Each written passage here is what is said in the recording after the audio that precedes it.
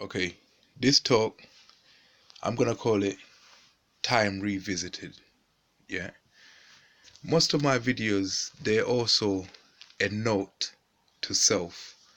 Yeah, so I hopefully in the future, with all this mind game and what's possible, if I ever forget the guidance from the Lord, then when I have it, I must put it out for me to see as well.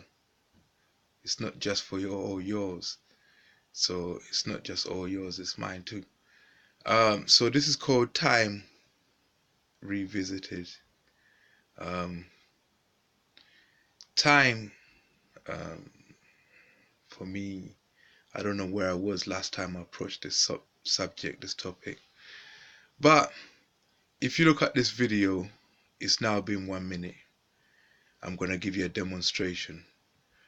It's better to see because a picture paints 1,000 words. A moving image 1,000 times the frames per minute. Sorry. Anyway, it's been 1 minute 20. So when it gets to, let's say, 2 minutes, yeah, I'm gonna count to 10. Yeah, I'm gonna count what I believe to be 10 seconds. Now, the way I was taught it when I was young, it says 1 Mississippi, 2 Mississippi, 3 Mississippi. Those are seconds. Yeah. So I'm gonna demonstrate what I want to touch on with regard to time. When it gets to 2 minutes on the clock, look at the clock. It'll be at 0200. When it gets to 2 minutes and 10 seconds, that's 10 seconds. Let me see how long it takes me to count 10 seconds using Mississippi's if I wasn't looking at the clock.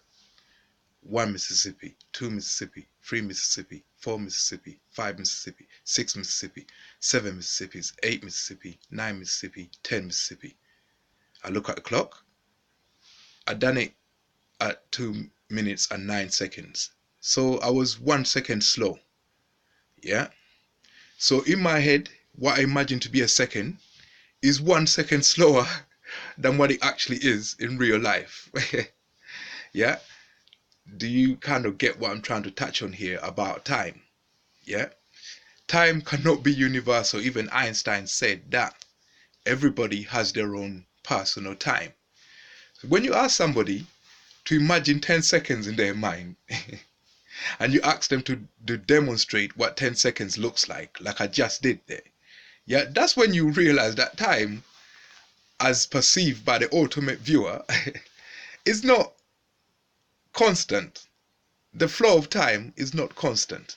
So how could you design a dimension of time? Yeah, it depends on the ultimate viewer. Yeah, the flow of time is different for every ultimate viewer. It's like we're parallel universes to each other. Sorry, I haven't planned a script. I don't know what I'm going to say next. I'm highly charged, drinking some bud, yeah, and things. So, no, it's just one beer. um, anyway, so what I was talking about with regards to time is that we shouldn't look at time as something that has a universal flow, constant, which means what somebody understands at the speed as the speed of light, if what they understand as a second is different from person to person, then everybody has a different, to everybody the speed of light is different. It depends on how quick you think a second is. How long is a Mississippi? I'm slurring through this. um I'm rhyming though, so it's all right. I'm gonna keep this. So I find it very hard to understand why people say that the speed of light is constant in this way. I've touched on this subject before as to why I don't believe that there's any such thing as constants, or why the speed of light should be considered as a constant. It's not. It can't be. Yeah, because the second depends on how you see it. We have a universally agreed second, but in reality, in actual reality, where it matters consciously, yeah, when you told me what a second is, that's an abstract thing. But as soon as it matters to me, the one that it matters to, if you told me how to construct a second in my mind, like for example, let me count Mississippi's, then when I construct that and I count it, I'm gonna come up with different values from the next man. Yeah. So some people might think that they're counting to 10 Mississippi's and they end up actually counting 12 seconds. Yeah. Some might be 10 seconds and 5, 10 seconds point 5, 10 seconds point 4, or even 10 seconds point 1, 10 seconds point 1, 2, 3, 4. There's always going to be a difference. Time cannot be a constant thing, even to those who imagine it. You can't ask those who imagine time or who realize time to think that time is a constant thing for everyone. It's not. So that's what Einstein resolved to think, to actually conceptualize. But in terms of how to live as a person who understands that, yeah, you can't look at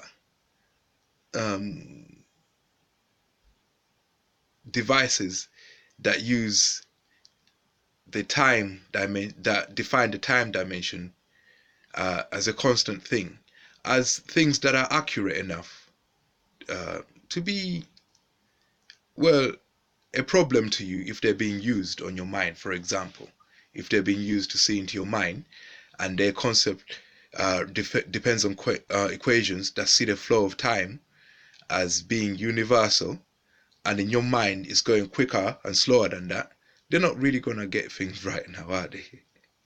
Yeah. If they measure how quick time is flowing in your head, every time they measure it, it's going to be a different value. When you're cold, time seems to, I think, it slows down in your head. Yeah. So everything outside of your head will appear to be moving quicker. During winter, sometimes I think half an hour has gone by, and then I look at the clock and it's actually been 2 hours. So every time you measure what's in my head to try and tell me that you're gonna figure out what I'm thinking, your perception of time is gonna be different. I don't know what it is. It depends on so many different factors. They can never read people's mind and tell you with exact accuracy what you're thinking there.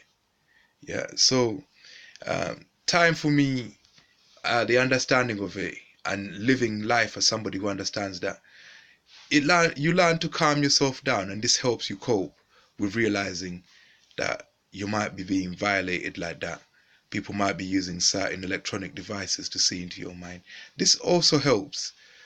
So it's a note to myself in case I get into that situation where I'm feeling like that. I need to remember this, and I hope the rest of you also enjoy it. I'm done.